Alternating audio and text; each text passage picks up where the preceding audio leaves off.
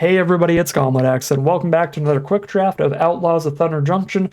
For variety's sake here, this is the final day Outlaws of Thunder Junction quick drafts will be on Arena. Of course, swapping around to Aether Drift probably just before this video goes live on the YouTube channel. So it's our last chance to play something other than Aether Drift for quite some time, so we're going to do some variety while we still can. And I don't have a ton of time to record, as our first draft went a little longer than I planned, so we are going to give Quick Draft the speed that it deserves, the speed that is involved in the name. So without further ado, let's get into the speed quick draft of Outlaws of Thunder Junction. We have an excellent mythic rare here, and we're going to slam dunk it. We're spitting out mercenary tokens every time we cast any creature and getting a bunch of mana if we need it. For pick 2, we have great removal in black with unfortunate accidents and not a lot going on in any other color. The big horn could be okay in green-white. You do care about mounts as a creature type in that archetype, or the heath for fixing, but I think they're weak enough to take just the powerful off-color card there and stay a little speculative early. For pick 3, there's not a ton going on here in green-white again. The cards are quite mediocre, so we speculate again on a Back for More, which is a big graveyard recursion spell that works as removal as well thanks to the fighting, and Cactarantula is a wonderful card to use with Back for More. You want a lot of big, beefy, high toughness creatures to use that card well, and Cactarantula fits the bill perfectly. Pick 5, we get a second copy of Unfortunate Accident. That seems pretty decent. Quite locked in for Golgari now, and Selvala is strong enough to just splash in off of some random white sources. Here's a Vault Plunderer for really good 2-for-1 play, although Festering Gulch is certainly an option as well with the Cactarantula wanting deserts on board, and of course us probably being some kind of 3-color deck. We should take fixing somewhat highly. But now here's Beastbond Outcaster, very similar to Vault Plunderer, but a little bit more finicky. But to pay off for the finickiness of it, it has higher toughness. It's a better stat line up front. Here's Oasis Gardener for random fixing if we really don't get there. We got the Heath to wheel though, so that helps a lot. And another thing that's really cool with Lively Dirge, one of the bits of flexibility that card has, is it's basically a second copy of Selvala that's completely on color. So if we spend 5 mana on this, we can grab Selvala, put her into our graveyard, and then reanimate her immediately because her total mana value is 4. So Lively Dirge is just a second copy of Selvala, and that's awesome for this deck. We also got a literal last pick Festering Gulch, which is ridiculously lucky. So happy to see that. Okay, we're definitely deeper into black than white here. We have 2 double black removal spells, so black doesn't feel super splashy here in comparison to the white. So I don't want to take a double white spell. I don't really want to take a green-white mounts specific card. I'd rather be much more locked in on the Golgari path, where Cactarantula is a bit better, especially because it also plays well with a Back for More. And with the deserts that we are looking to take highly, here's another excellent green card with Outcaster Trailblazer. I'm really unhappy to see this as in the same pack as the Badlands Revival, though, because both of these cards are absurdly good 2-for-1s. This is a 4-2, plus you draw a card for every other power 4 creature you play. And Badlands Revival is put something right back on the board and something back to your hand. They're both really good cards, as is Forlorn Flats. This draft is just so ideal for this Golgari splash white kind of deck. Here's another Unfortunate Accident. Spinewood's Paladin's pretty fine here. It plays really well with Trailblazer as well, so that's an option, but I want to keep the removal count really high. With another Unfortunate Accident. Snakeskin Veil's great in the format, removal spells are great in the set, and everybody's going to play a lot of them. So having ways to counter them and keep your really scary creatures like Selvalas and Cactarantulas on board is really strong. There's that Badlands Revival, we get a different one, and that's still going to be really good. Mystical Tether off the splash is strong, as would Shepherd the Clouds be, just as a 5-mana 4-3 Vigilant flyer. It's pretty nasty, plus it picks something up from Graves. That card's also really good. There is also Hard Bristle Bandit, just to have really good mana here as an option too. I like all this stuff a lot.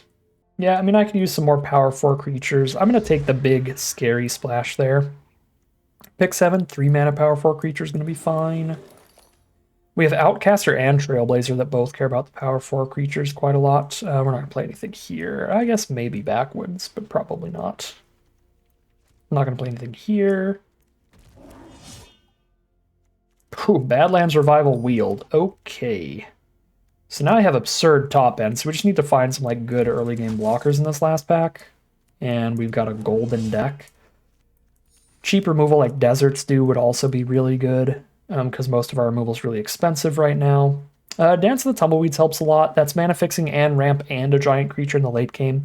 Pretty perfect for this archetype. I'll take it over Mourner's Surprise when I have double Badlands Revival already, as well as Lively Dirge, Sword or reanimating stuff. So good Dance of the Tumbleweeds deck for sure. The 3 mana ramp or the big finisher. Here, 2 mana 2/2. We get an early game blocker. We get main deckable artifact enchantment removal. That's pretty fine. Fake Your Own Death is good with Beastbond Outcaster and Vault Plunder, though. Just good value, enter the battlefield effects, which is nice. There's also a black-white duel that's obviously good. I think I just need more early actual creatures to put on the board. I have no creatures to put on the board turn 2 right now. Here's Desert Stew. Back for More, definitely good in this deck. I've already got 1 copy and 2 Badlands Revival, though, for really good late game recursion. I want that really good early game removal to not just get overwhelmed by faster decks. So I'm taking Desert Stew. Now we've got another 2-drop. Pick 4. Here's excellent 4 mana removal. It exiles, so we don't have to worry about graveyard recursion as well. Let's see, that's 5 mana removal. This 5 mana reanimation, 5 mana reanimation, 6 mana reanimation. 6th Veil is a little bit of an earlier play, but yeah, this curve is still real awkward. Get some 4s, get some 2s in here ideally. But Mirage Mace is also really good here. Our mana's not great, but I don't think I can take it over premium removal like Consuming Ashes. Another Consuming Ashes, another Desert Stew. I think I want to lower our removals curve because we've got the triple accident there at like 5 mana ideally. So I'm going to lower the curve of the removal and get another 2 mana removal spell with the Desert. My god. This draft is insane. Spinewood's Armadillo now. We can discard this to gain some life, find whatever color we need, and reanimate it later off of 3 different cards that work ridiculously well with it. The Badlands Revivals and the Back for More are all absurd with a 7/7 body like that. That puts itself in your graveyard. Like, that is so good. Pick 8. Guess I could Rooftop Assassin.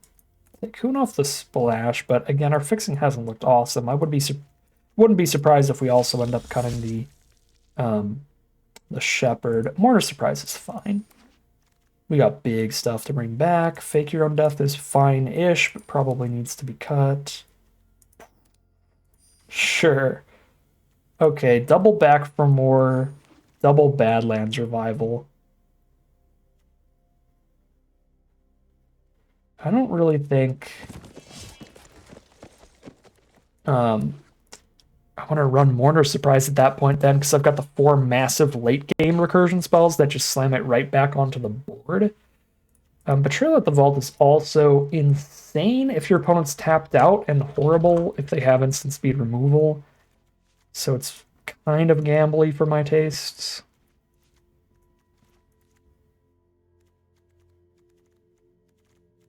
I don't like Free Strider Commando a bunch, or Rooftop Assassin doesn't look very good in this deck. Dirge is definitely great. Badlands Revival, Back for More, those are all awesome. I have tons of removal that's much less finicky. So I think I'm cutting Betrayal as well, even though it could be a big blowout in the late game. 1 final cut. Yeah, I mean, I've got double Badlands Revival, double Back for More. We can cut the Mourner's Surprise. And we got a deck here. All right, very similar to our first deck of the format, awkwardly, but I think this is definitely better. We got some bomb power with Selvala. We have a more consistent mana base. The fixing's really good here with Armadillo, Gardener, the lands, the Dance of the Tumbleweeds. It could have been a little better. We could have spent more picks on it, but I think that we don't have a lot of double-pipped cards off color. We just have double black and double green. The white splash is for a single 1 white mana card, so this should be a pretty easy mana base here, I think, all things considered.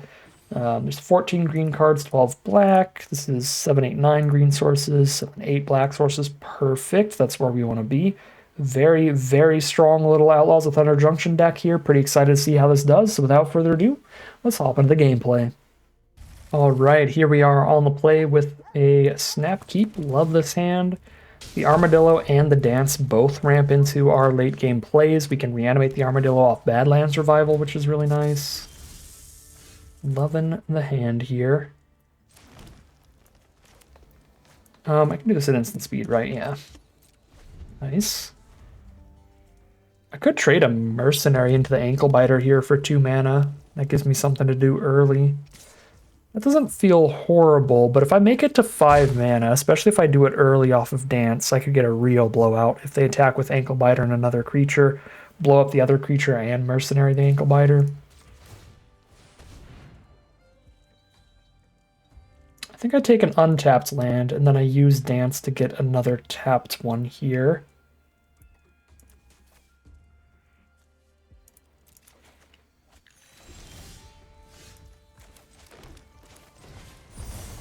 And we start doing some crazy stuff with the unfortunate accidents.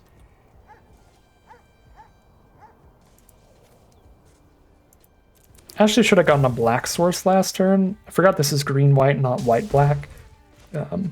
But we'll be fine. We are going to play the second black here next turn for the unfortunate accident.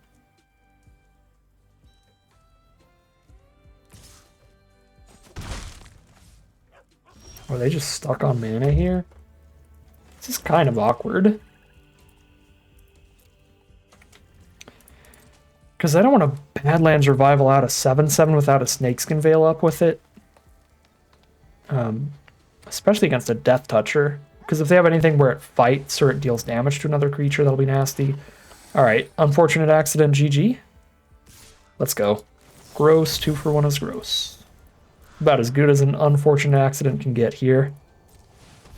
You can blow up one of their creatures and block and kill the other one with a mercenary. Ooh. Alright. Alright, so obviously this isn't like a max value Badlands Revival. Because we're only getting 1 card back, but it's a 7/7 when our opponent has 3 lands on the board.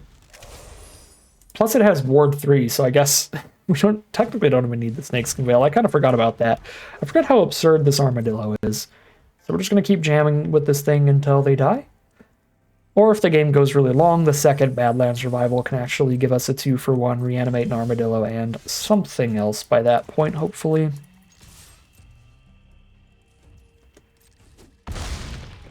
Alright, they're down to 11.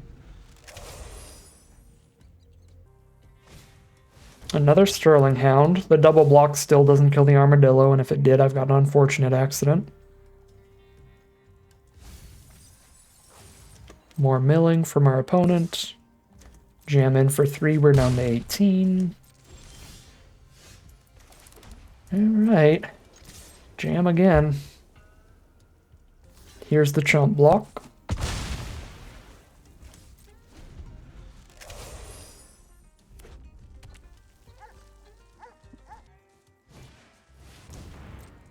Get a 3/4 down. They still don't have good double blocks.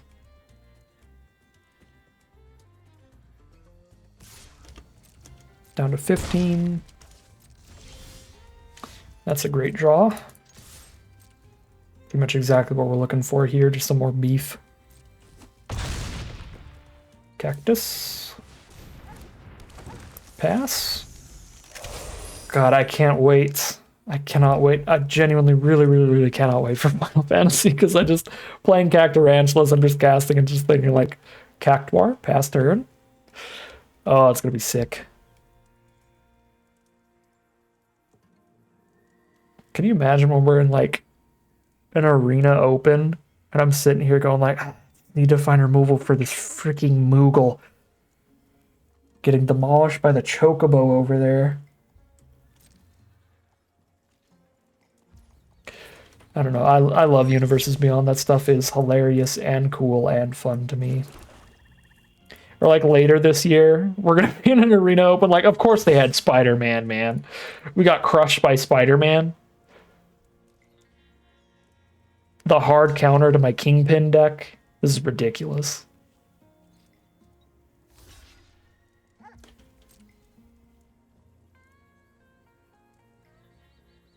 I could have tried for onboard lethal here.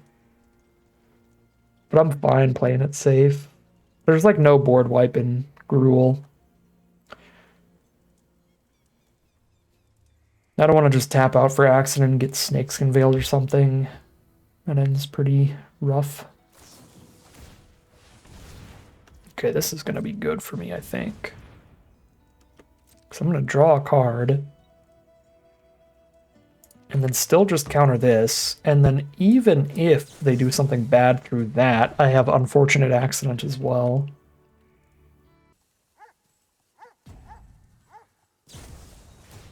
Clear Shot the Armadillo. Oh, they're 1 mana off from the ward? That sucks. And that's just going to get countered and they're just going to lose here. Yeah. That is rough.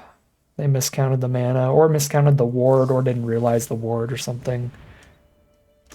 I will draw another card. Okay. X is 2 plus the number of other spells you've cast this game. They cast a Thunder Salvo Clear Shot, so the X is 4, right? So if I blow up the Hound, this will live, I believe.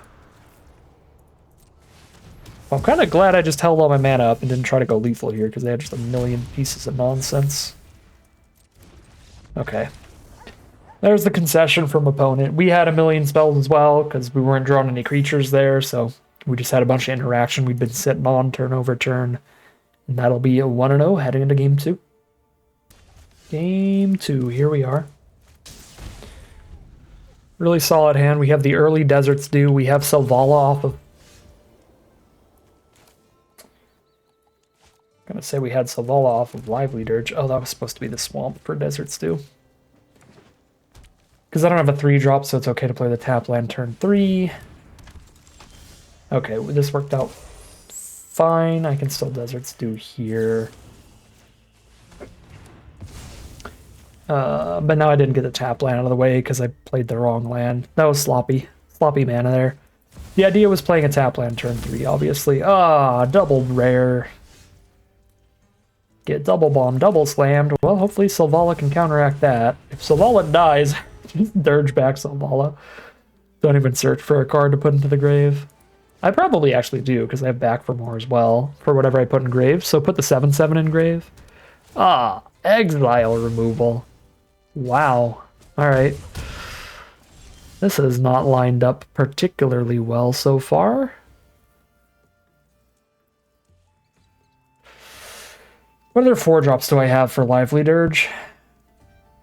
Oh, I can pick up Voracious Varmint. I need 6 mana to pick up a Voracious Varmint and sack it immediately. Because I need 5 mana for the Fully Spreed Dirge. So I have to wait a turn for that. So I could just Desert's Due the Golem, then Salvager's just a 1/1, right? They could have Snakeskin Veil up here. They got the 1 green mana. That'd be rough. But I have to wait till 6 mana for Dirge anyway, so I still just try it. Okay, they don't have Snakeskin Veil.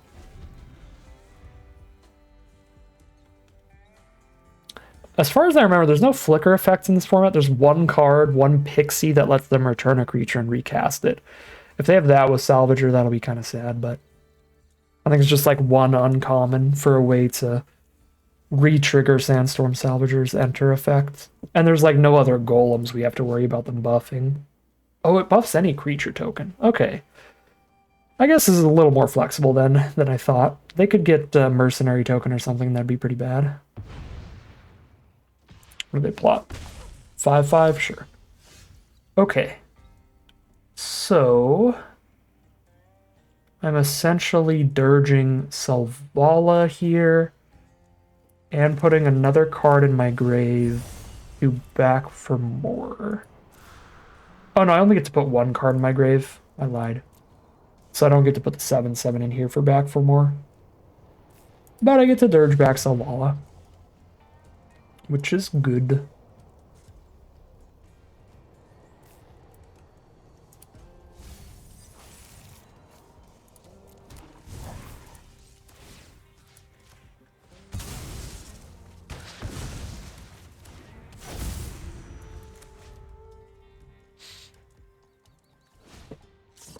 Play a Cactarantula, get a Mercenary.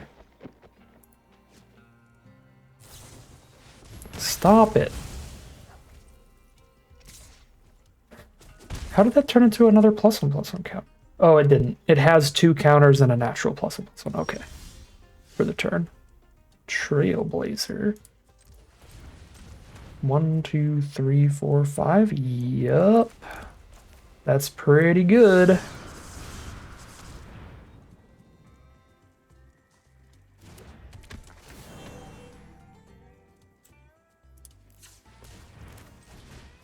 And then a back for more on Cactarantula is kind of nasty.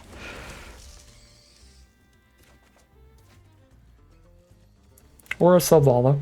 Neither of them are big enough to kill the commando without dying. But at least Cactarantula is big enough to kill it in the first place. What is this deck? Contagion Engine? Sweet Jesus. Alright, we're doing our own nonsense. We got Badlands Revival again, which is insane. Blow up Contagion Engine here. That's quite funny.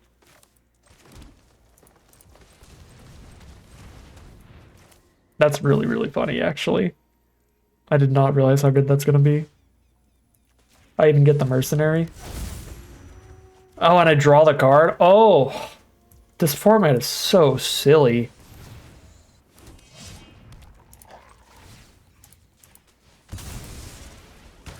My opponent just like drops an atomic bomb and then I like counter with the nuclear warhead, like whatever. Oh my god. This cube draft?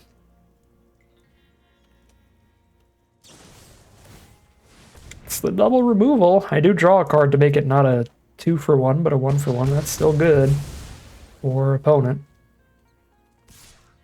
Commando gets in. Can't do anything about that. I got double unfortunate accident now, though. Oh. All the Badlands revivals. Kind of sick. I have 8 mana. We'll only spend 3 mana outside of the Badlands revival.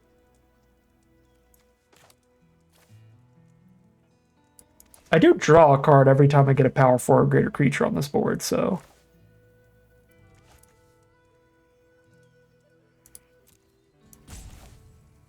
I'm just drawing so many cards here and spinning out mercenaries and stuff. This really feels worth it.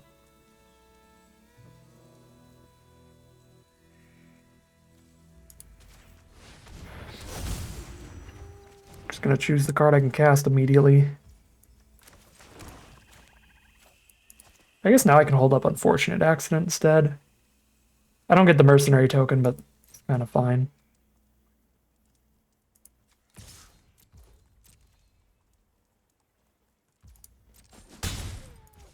Got mercenaries coming from Selvala for days.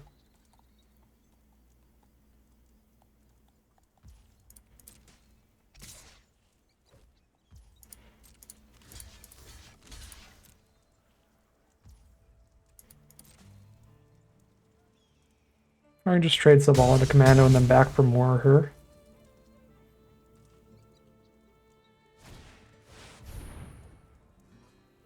Board 3. I gotta spend all my mana to kill that. Tragedy strikes. 1, 2, 3, 4, 5, 6, 7. Yeah, basically all the mana. But I can afford it.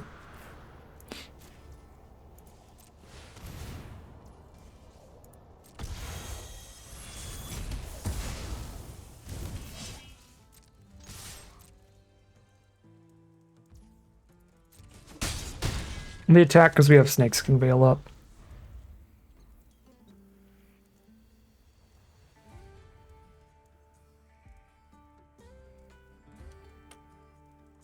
And they're tapped out there. They're tapped out again.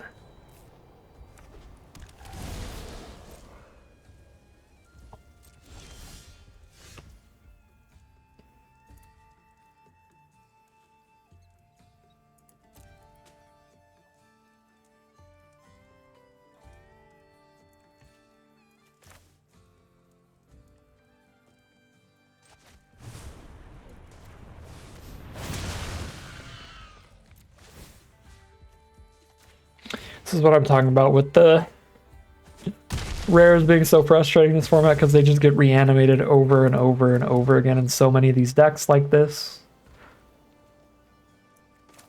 We just hold a Veil up here, I think is fine, because I can just chump the 7 with a 1-1 and then crack back way harder. So they can't really attack.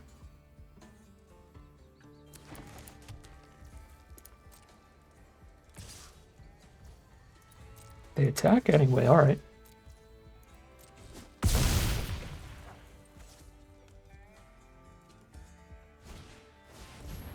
Five, 4 blocker. Ooh, armadillo of my own. It's pretty big. I can accident and Cactarantula probably.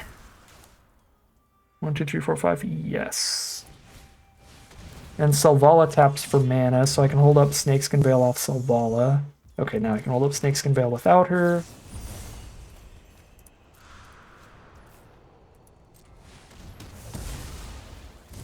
Let's go.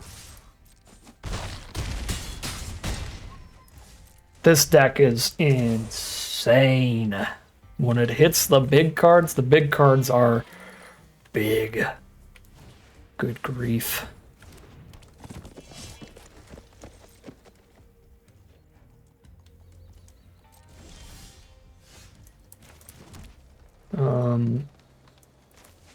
I don't know if they're just dead here, but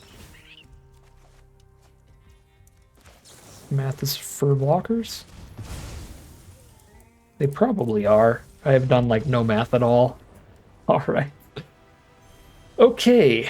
Yeah, that was utter nonsense from our deck there. Just bombing our opponent turn over turn over turn because we had our really good bombs and all of the graveyard recursion, multiple Badlands revivals, as well as the back for more. That was really filthy stuff, and it takes us to 2-0 heading into game 3. All right, here we are with a solid keep on the draw. That early Desert's Due, Vault Plunderer pulling us ahead in value, Armadillo to get mana and Badlands Revival to slam it back on board. There's Miriam from our opponent, and that is where I'm super happy to have the Desert's Due while they're tapped out from any Snakeskin Veils, because the green-white deck can get off to some really gross starts, and they snowball particularly brutally with cards like Miriam. They play that, followed up with some mounts, get some counters on those mounts. Things get super out of hand super fast, so just stopping that feels good.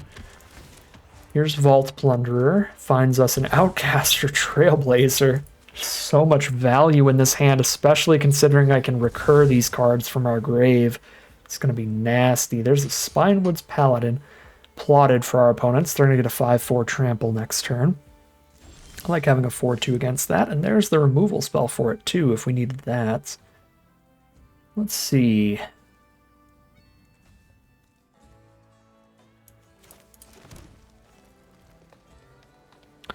Just keep my 4 mana untapped. I don't want to play a Trailblazer without drawing a card off of it in the same turn, nor do I want to do that with Outcaster. I could plot the Outcaster,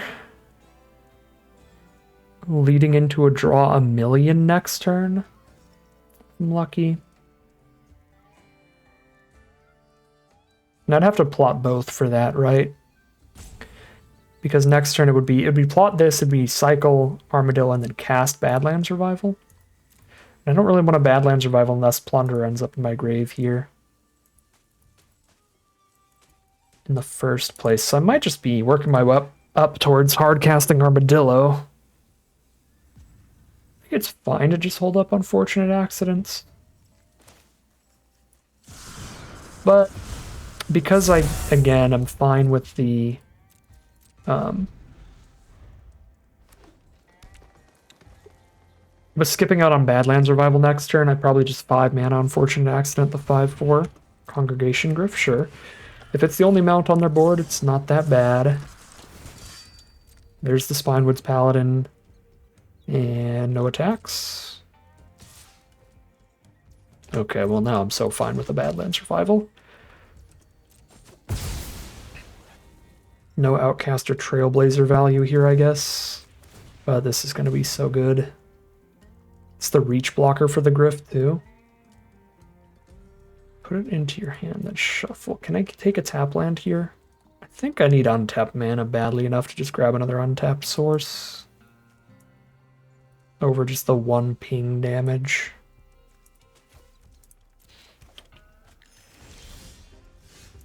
A Dance of the Tumbleweeds coming up? Yeah, that's huge.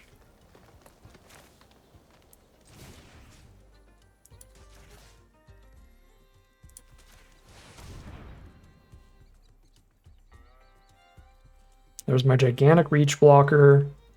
Draw another card right now, which is a Vault Plunderer into my hand. Outcaster for free and draw another card off Outcaster as well.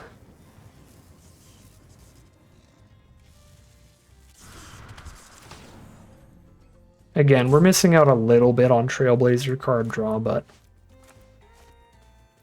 it feels worth it here. That feels pretty explosive. And there was no way to like plot Trailblazer and Outcaster and get the full super card draw there. Because it only gives you mana when it enters, not when you plot it. Yeah. So we're just all the way to Value Town over here. Shepherd of the Clouds is also quite the Value Town play. Pick up their best mana value 3 or less permanent, and because they have a mount on board, they put it right out. We've got Ward 3 though, so they can only exile the Outcaster. So that doesn't work as well as they want it to. But yeah, I mean, picking up Naturalist or Miriam would have still been really gross. I'm actually really happy they went for the Tether. I think either of those cards would have been scarier to me than losing my 3/3. Especially because now I can find my Naturalize and draw another card when I blow up Tether and get Outcaster back. If we find that, that's going to be gross. Okay. They're green, so they have removal spells that involve their creatures, dealing damage to mine. So I'd like to have 4 mana up here if possible, which isn't. The only way to hold Unfortunate Accident up here is to cast literally nothing else. I'm not sure I can justify that. I mean, I guess they don't get in at all without a trick. I guess I cast nothing this turn, and then next turn I could cast something, still have Accident up for 4. But having the Accident up for 4 in response to something that makes their creature deal damage to another one feels decent. I mean, my card has 7 toughness, though, so I don't know what I'm saying. I lied. They'd have to have 2 of your mount deals damage to another creature. That feels really unlikely. Alright, a second Miriam. Their deck is nasty. Double Miriam mounts deck. It's pretty good. But Armadillo holds stuff off. Yes, they just passed turn. Blow up the Shepherd, I think. Miriam is also really bad.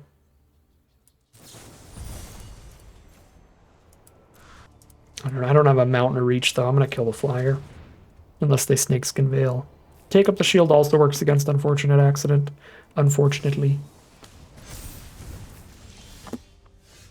Sure, 1/1's a 1/1. We get that out of the way. Desert's Dew is way easier to hold up now. I like that. Can Plunderer. Hold up Desert's Dew. Oh, yeah. Yeah, that's good.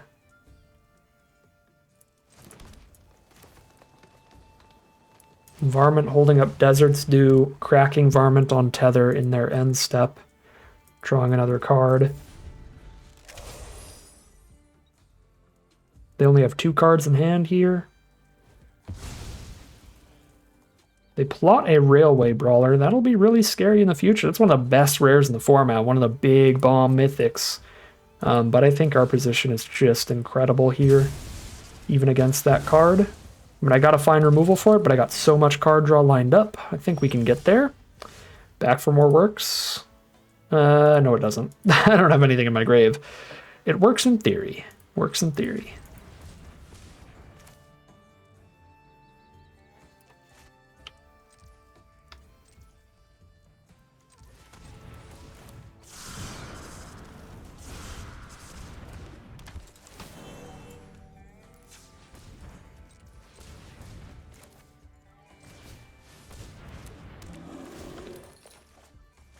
Cactarantula.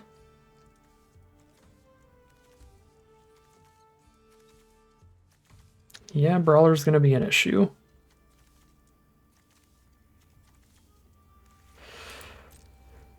Okay. I mean, if we get them to kill Armadillo, I can back for more of that. Take a hit in the sky for doing this, but the chance of putting Armadillo in the grave might be worth it, because how bad Railway Brawler will be.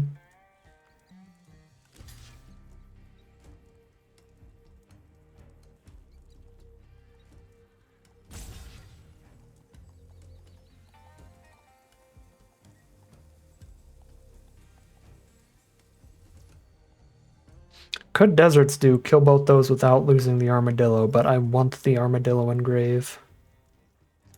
So I'm not doing that.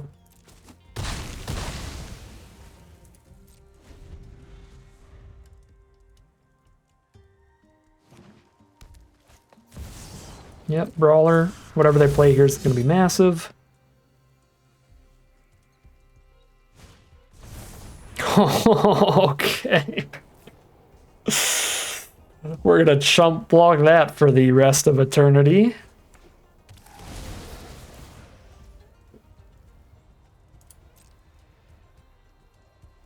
Could Deserts do it to make it a 10-10 instead of a 16-16? But it's not got trample, so we're just going to be chump blocking it regardless. Yikes. There's the saddle.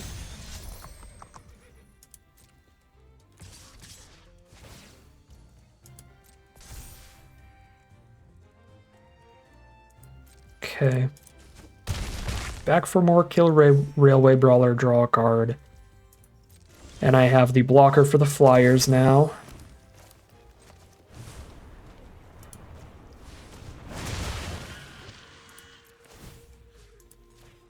I got really lucky they went for that block with Armadillo. I think my position would be really bad if they just didn't block Armadillo and went for the crackback. I think I probably made the wrong play trying to do that, but it worked out, so I mean, we'll take it.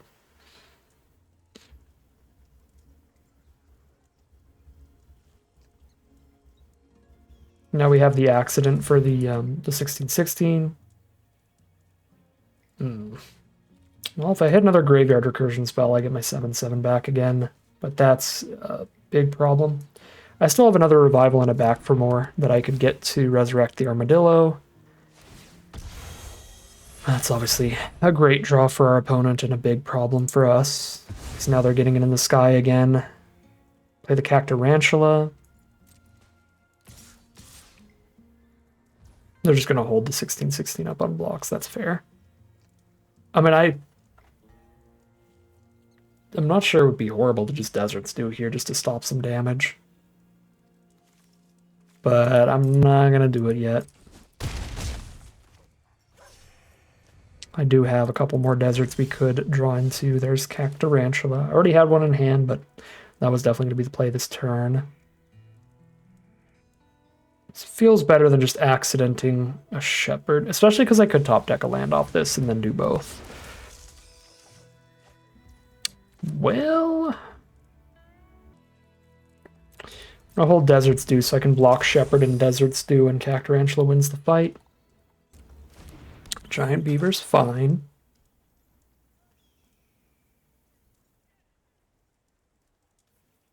Was the Griff like a 3/5 on this attack then? Plus as number mounts, that'd be 2. Yeah, that'd be a 3/5. Let's go. We're grinding.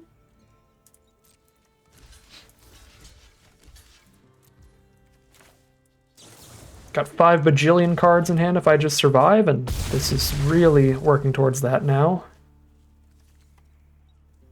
Get a second cactus. Oh, I don't have white. Okay, let's. Do I have a plains in here? I do. I can dance for the untapped mana. That is guaranteeing I don't get the big creature though. Let's be reasonable. Let's just unfortunate accident the 16-16 and get the white source off Oasis Gardener for next turn. I'm gonna do this while they're while they have no cards in hand. so they can't draw into Snakeskin Veil. Cool.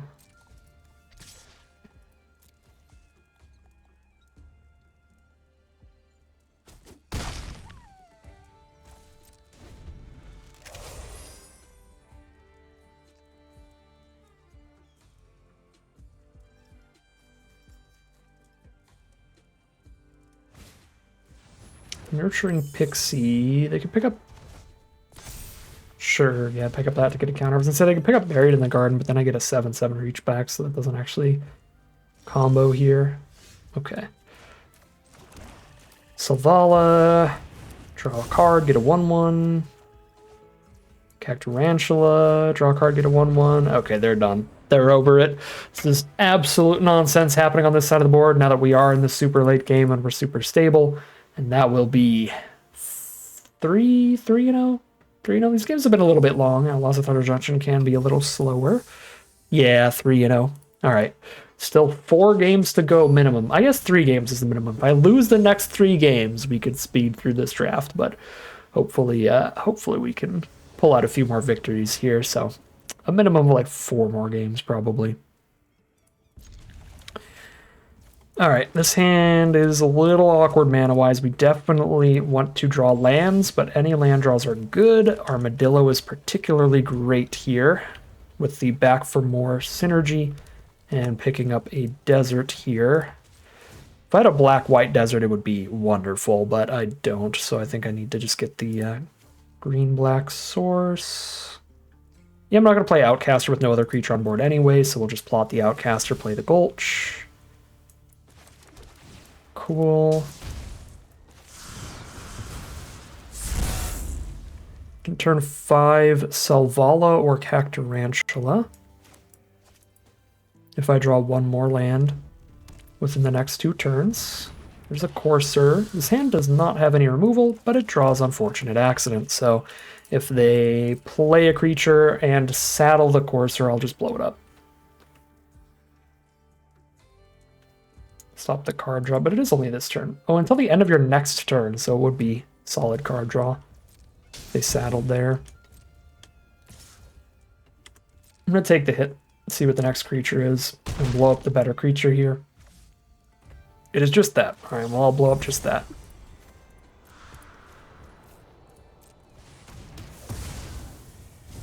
I got a back for more to kill the next card if it's 7 or less toughness anyway. Okay, Selvala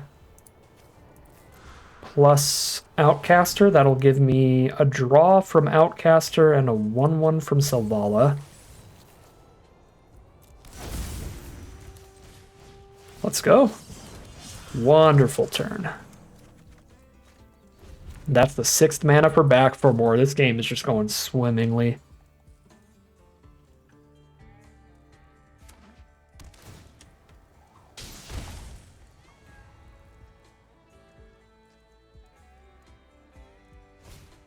Congregation Griff. Basically a chumper here, but let's just back for more. Ruin their day? No, I don't need to do that. I can save back for more for a rainy day as removal. I still have insanely good plays without it. And we'll lean in on those.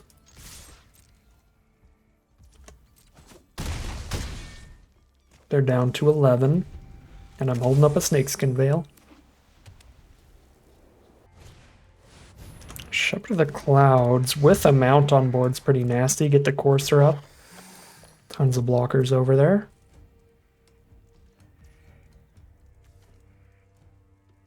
Different power among creatures. 1, 3, 4, 6. That's 4 mana. I'm 1 mana off back for more. At instant speed there.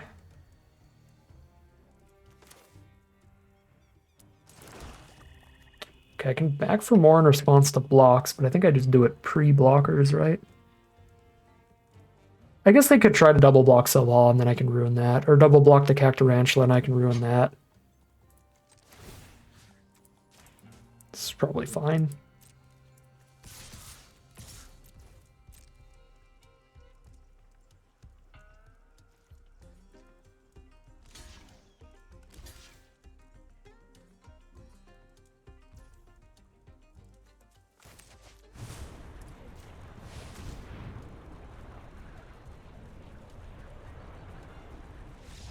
All right. They're over it, and we are 4-0, a minimum of 3 games from the end of the draft here. Hopefully speed it out. 10 minutes till the 1 hour mark. This is not quite as fast as I wanted it to be. I drafted pretty fast, but we got to the gameplay and things got a little long, a little complex here, but the last game was nice and quick. We are 4-0 heading into game 5. Really nice hand again. The Lively Dirge for Selvala.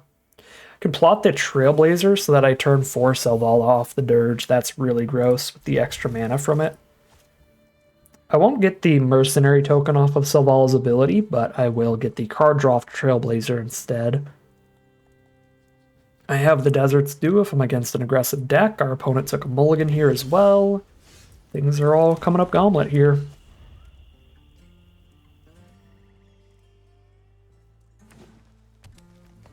Another green-white mounts deck potentially, but they just set aside the Outcaster mana.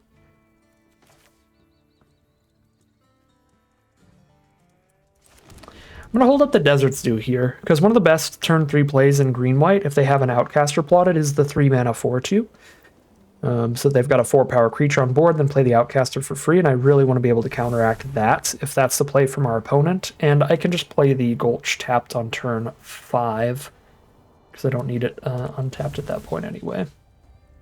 Okay, they don't have that play. They don't have the Outcaster combo there, so we don't have to worry about that. We will plot Trailblazer here, though. It's still going to be best to set up the next turn Selvala and start going pretty crazy.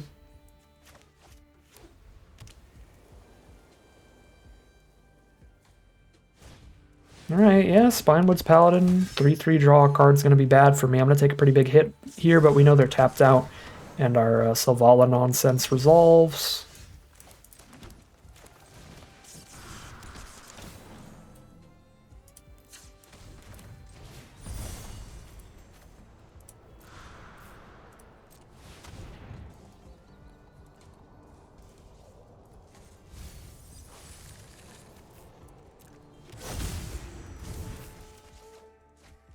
Okay. Badlands Revival and back for more later. I could play Outcaster and Desert's Dew next turn. Or just a Badlands Revival. I don't really have the stuff in grave for that. Ew, Lasso on Selvala, tragic. We've got that main deck enchantment removal just for these days, though. And Trailblazer's a solid body on this board. Especially with the Revival to just bring it back. There we go. It's a great card for Revival. So I'm going to hold up the 2 mana to Desert's Dew or discard the Armadillo, which means we play Outcaster, hold up 2. Draw a card thanks to Trailblazer being a 4-power creature. Oh my god. This deck is nasty. We got Revival, back for more coming up. There's the Steed. That cannot stay, or that gets to spit out some angels every time it attacks with the saddle ability. So we'll probably back for more, or Deserts do that soon. Hello, Alchemist. Buff Paladin. Sketchy. Sure, go ahead and get 1,000,000 damage in, I guess.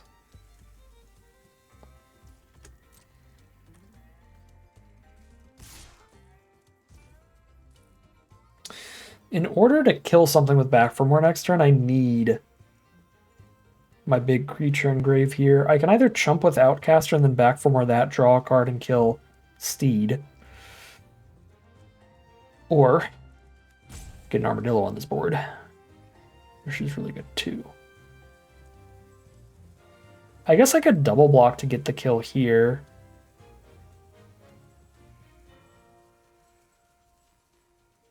And then I can back for more Outcaster, kill Steed, but then I don't draw a card off of back for more Outcaster.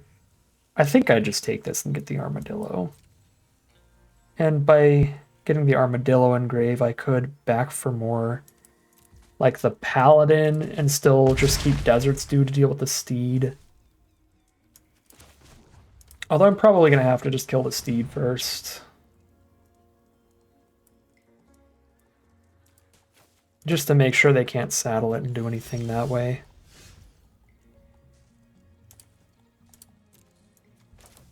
Alright, do this while they're tapped out.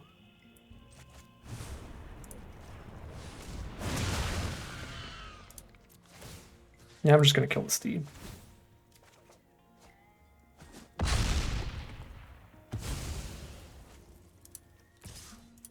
And here's where I'm gonna just start getting infinitely ahead on cards.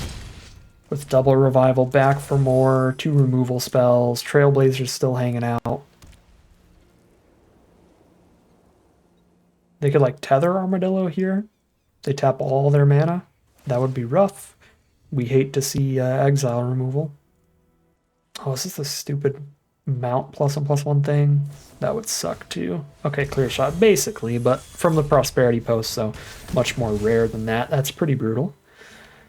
But they're down to just 2 cards, so I think we can still recover from this, especially with Badlands Revival coming up, or just a back for more. I only stopped 2 damage with the block because it's got trample, so we take that. Ooh, varmints. Can deserts do and varmint? Or just back for more 7/7 again? I'm just back for more a 7/7. I just want the stats. The biggest beef. The chunkiest blocks, please.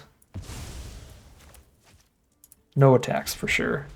The Outcaster attack last turn was probably a little bold. I could have actually double blocked and killed Paladin had I not went for that last turn. My reasoning was any trades are like really good for us, so just trying to get that offered on the trade felt decent. All right, they got 1 card in hand. Now we got a pretty stable board. We're gonna get a Selvala back.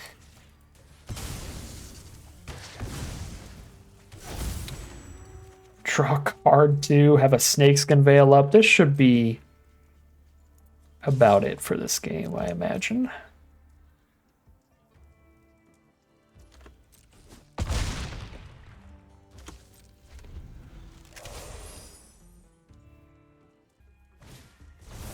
Dance of the Tumbleweeds. Yep. Big creature here, so we'll unfortunate accident that.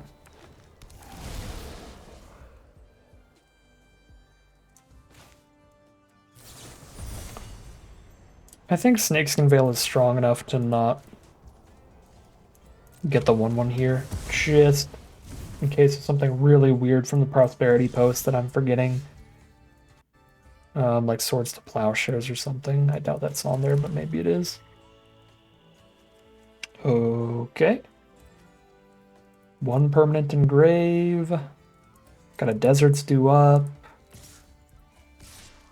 We're jamming.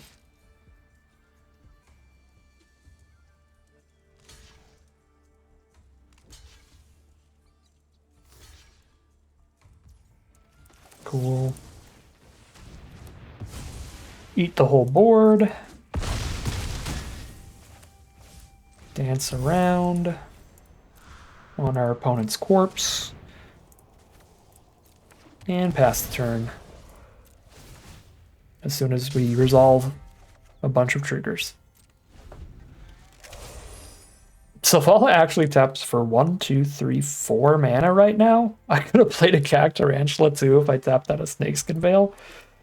Yikes. Such a balmy deck over here.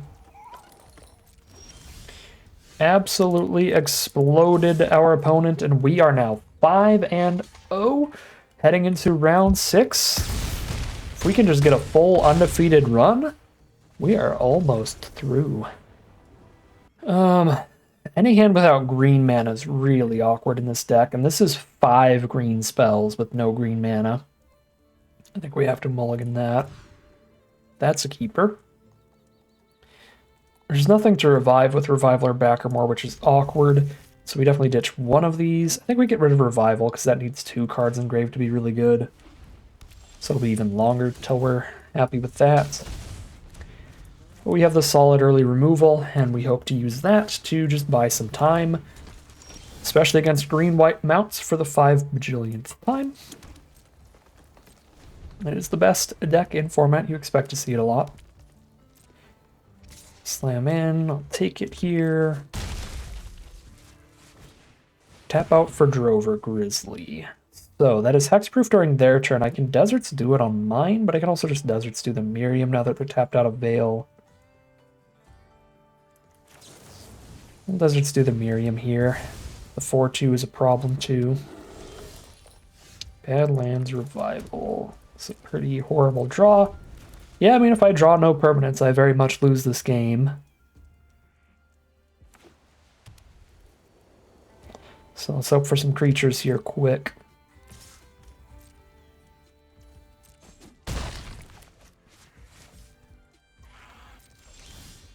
Okay. We might be okay. Opponent just has an instant speed removal spell or something up here. Maybe a Snakeskin Veil or something. I have double accident, so I'm just going to cast this on the Grizzly. They're never going to be tapped out of Snakeskin Veil at this point with 5 lands out. So the only reason not to play it would be to save it for something else, and if they play something else that's worse, I've got the unfortunate accident. It's probably just a stack of removal over there. I just really hope it's not exile removal. And I can actually reanimate this cactus. Exile removal would be really bad. Okay, it's destroy removal, and I get a cow. Thank you. I get an ox, I guess. I'll take the 2/2 ox. Alright, that was pretty awesome for me. Now I don't want to back for more fighting a Cactarantula, so let's get the Mercenary and kill that while they're tapped out of Snakeskin Veil. It's just a pretty important card in this format. So I feel like you always have to be conscious of Snakeskin Veil.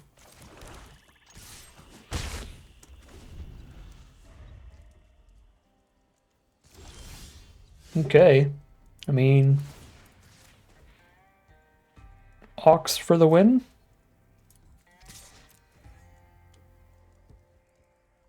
If they have to spend removal on this Ox, that's so good for me. Because they had to spend a removal spell on my Cactus and a removal spell on the Ox that they gave me. So they 2-for-1 themselves, and the Cactus drew me a card, so it's actually like a 3-for-1. Okay, let's just Selvala, right? Well, no, I could use more mana. I like more mana here. Plus, a giant must be killed threat. It's also really good.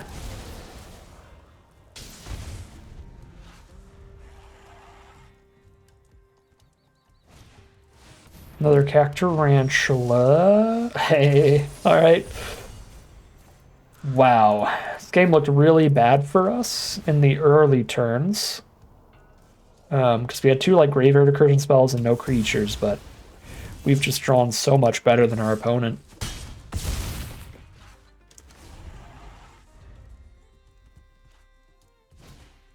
Voracious Varmint. Got no artifacts or enchantments out. There's the lasso for the pig. Okay. Cactus time. Cactus time.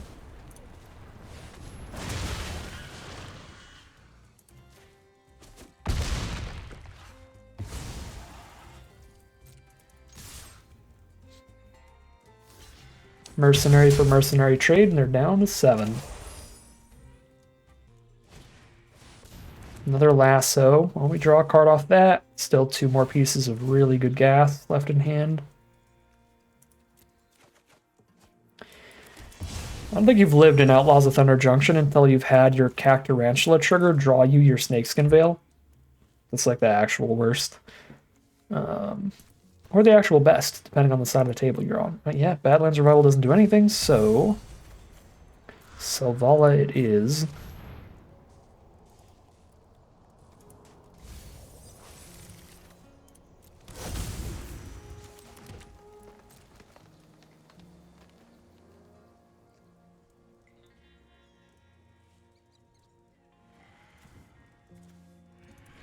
All exile removal from our opponent has still been pretty bad. Well, I mean, they did intervention the Cactus first.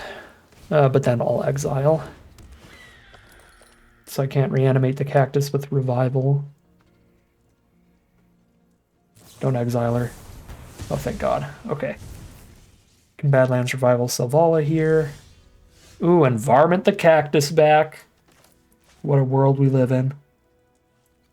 What a world. That means I Varmint the Cactus back first, so I have 2 permanents in grave.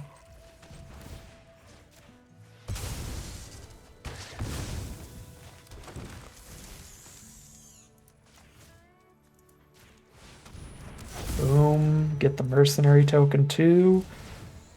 Wombo combo. That ain't Falco.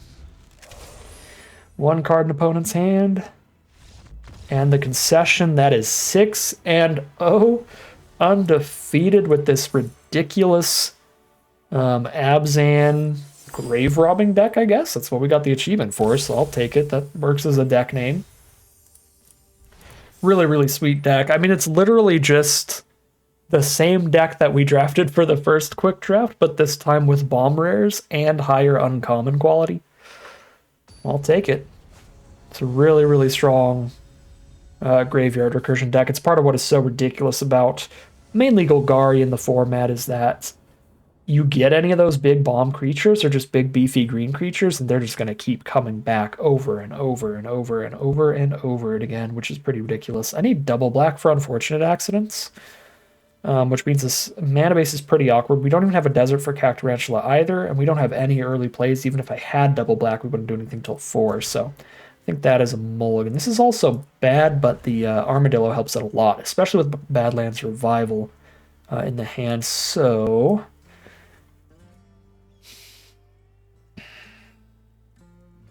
if it's a slower matchup, I ditch Desert Stew. If it's a faster matchup, I ditch Selvala.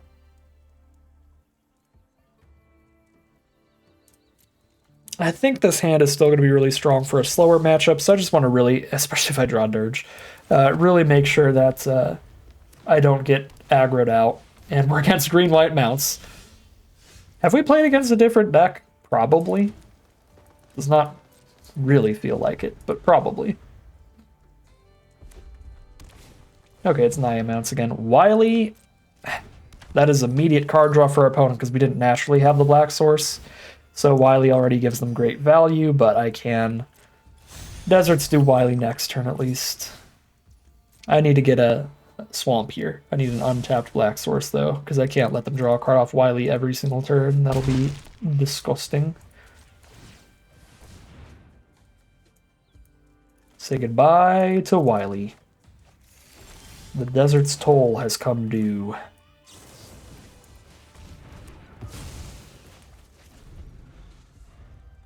Alright, so I can dirge into a Selvala. Uh-oh. Uh-oh. Natural Selvala. Opponent curved Erings into Wily into Selvala. So I need to live in Magical Christmas Land to have a chance at this point. But our deck sorta does sometimes. Okay, I need a Grizzly then. If they play any creature, they just saddle the Erings. First strike. What? Welcome back, Outlaws of Thunder Junction. Selvala into Roxanne. Let's go. Dang. Alright. 6-1. Probably. I'll give it another turn here, see how much the Badlands Revival accomplishes. But probably not enough. Because here comes Mystical Tether, or Buried in the Garden.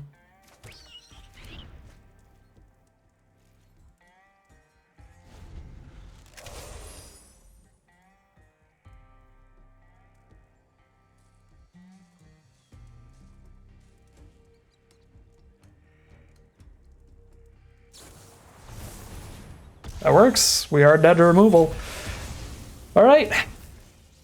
I'm sure technically, if you specifically were designing a hand that could beat that, looking at a set list of every card in a set, you could beat it with something, but I feel like 9 times out of 10 for almost any deck drafted in the format, opponent just curved out with a literally unbeatable hand, so it is what it is. 6-1 it is, heading into game 8. Here we are on the play for game 8. We're 6-1 right now. We're 1 win away from grabbing all, I would say the monies, but the gems. And this hand looks super capable of it. We get to Armadillo for the black source, Vault Plunderer turn 3. Roll from there. We've got Lively Dirge for Selvala on turn 5. 2 removal spells, the 4-mana and the 5-mana one. Super nice hand. Oh. Selvala, you've betrayed me. What am I going to do with the Lively Dirge now? This is fine. We can find other stuff to do with Dirge, and now we get to play Selvala turn 4 instead. Which is probably pretty good, considering we're on the play. We're probably going to be on the aggressive here, slamming in with the Plunderer into whatever they play. Oh, they did plot a Dust Animus. I wasn't even paying attention, but I got a million removal spells here, so that is A-okay. Usually, you see a Dust Animus get plotted turn 2, and you're like, oh, Jesus Christ, please give me the removal by then. Because this, on turn 5, they get to cast it for 0 as a 4/5 flying lifelink, which is going to quickly win a game if it is not dealt with, so you really need the removal for that thing. Luckily we do. Alright, well, we're dirging for the artifact removal to also still just replace Selvala, but that is going to be 6 mana for the Selvala here, so not just yet. Not just yet. Okay, one of the things I don't like about what's about to happen here is that our opponent gets to play the Animus for free, which means they have a million mana up, and Snakeskin Veil only costs 1. That's the 1 green mana up for Snakeskin Veil, sure is. Oh, please don't. Please don't. We obviously do this in response to the Sheriff, so that if this does resolve, they get 1 less creature, or 1 less power on the Sheriff.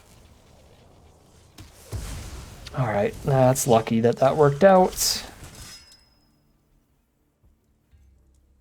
Does Tycoon get hexproof when it uses his ability? No, just indestructible. Cool, so I can definitely Consuming Ashes that when I need to later. I'm at 22 and our board looks fine though. I'm gonna play it a little slower here. Just chill for a second.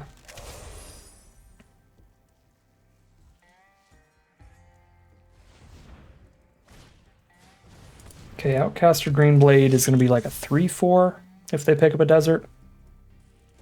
More importantly, it's working their way up the mana curve. Finding a red source for the splash. Could be splashing for like a Bruce Tarl. That card's pretty nasty. Another Cactarantula. The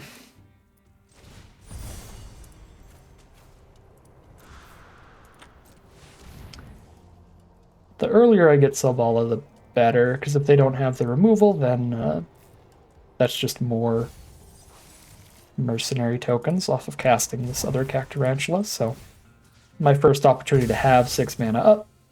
Let's do the 6 mana Selvala. Cool. The tutorable Voracious Varmint has been relevant so frequently.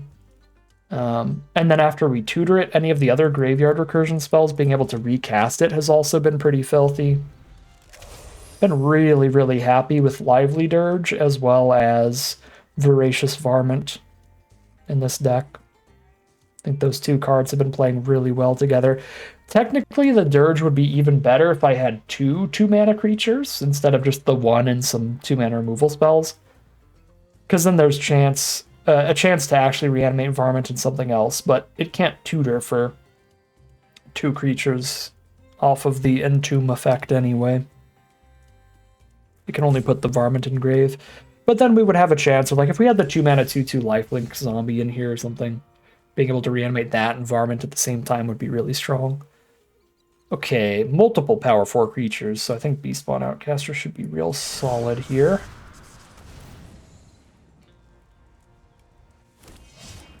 Have to blow up both of these to stop it. There's a Badlands Revival.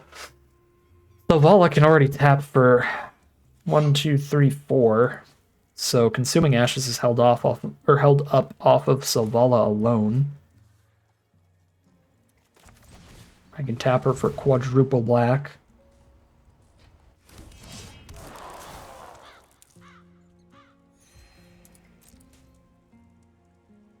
Is there a board wipe in this format? I think I've gotten board wiped in this format before. Oh, I know why I couldn't remember if there was a board wipe. It's on the stupid bonus sheet. There's a bonus sheet board wipe.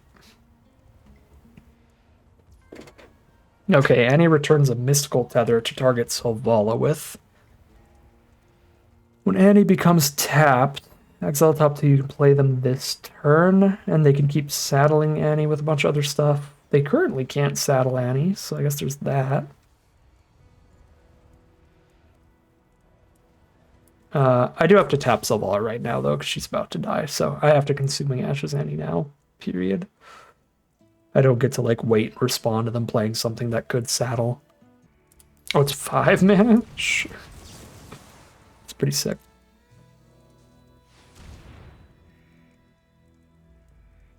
What do you mean pay 2?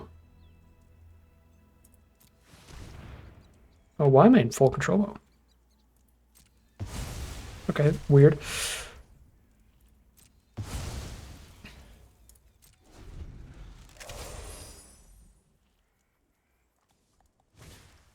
It's another game of showing off how relevant the exile removal is. Can't revival Selvala, but I can revival my little sacrificer thingy. And get her back. They could just sack a token for the indestructible, right? Yes.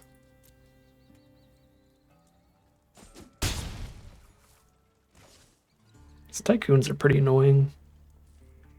But I think I should still be able to get far enough ahead board. So we're not under immediate pressure. Miriam's technically scary, but they have no mounts right now, so not actually.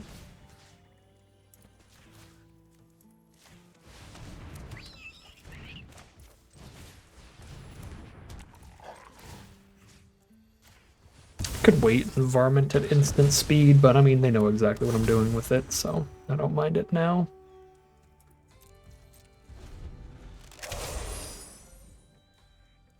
What do I have left in the deck? I still have another Badlands Revival on both of the back for Moors. So we're probably supposed to start jamming here, even against the Prosperity Tycoons. They can only give them indestructible so many times, only as long as they have tokens out.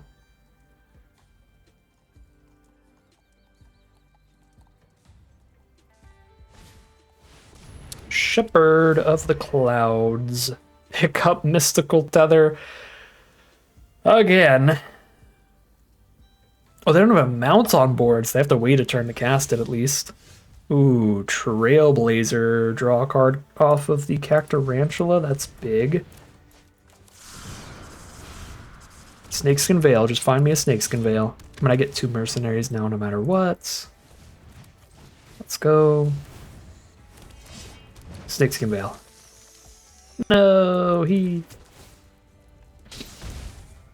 Okay. No, they don't have the mana up for the Tycoons this turn. That's kind of a big deal. They have 4 toughness creatures, though.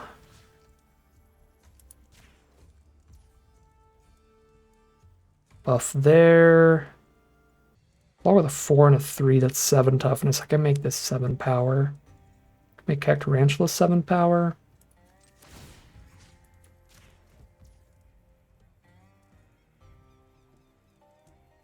It seems like the line is these. Still 1 Cactarantula up. So if they want to get through in the sky, they have to tether that Cactarantula instead of tethering Trailblazer or Armadillo, which is good for me. And I don't have any Graveyard Recursion in hand, but I have more in the deck, so I think any trades are going to be beneficial over time. Got to chip through the board at some point, and the best point is when they're tapped out of making Tycoons indestructible. This looks great for me, honestly. Cool.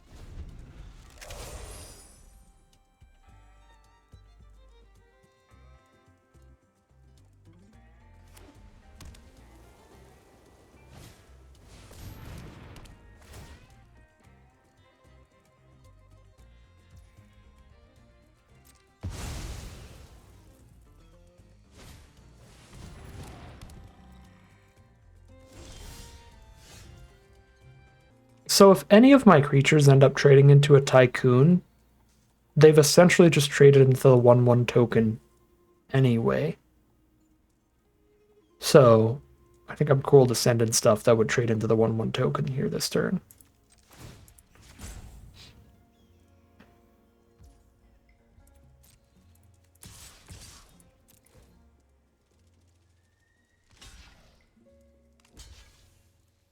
All right, fair.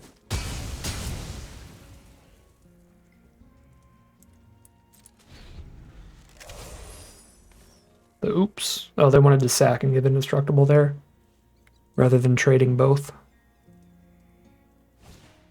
Sterling Supplier hits the board. And a land. We are ahead here. 9 toughness? Boy. I mean, they block Cactarantula with Greenblade Airings, but this way they can't do the better block.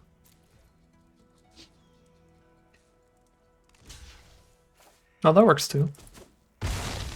Sure. Getting a lot of value off these mercenaries. Selvala has put in such work here. Yeah. You know what? No. I win the game without that. This is a really bomb-heavy format. Oh. I'm done. Or dumb. I can't get up to 5 there. This is a really bomb-heavy format, so I really just want to make sure I have that in case of an absolute nightmare, like a Bonnie Paul off of the pylons, or like the Outlaw that draws a card off the opponent's deck every turn. Like, I think if I just hold on to this and just trade something into the Green Blade and start attacking with everybody, we should be locked in for the kill. And there should not be, like, any draws that can get them out of this, especially not with double unfortunate accident now.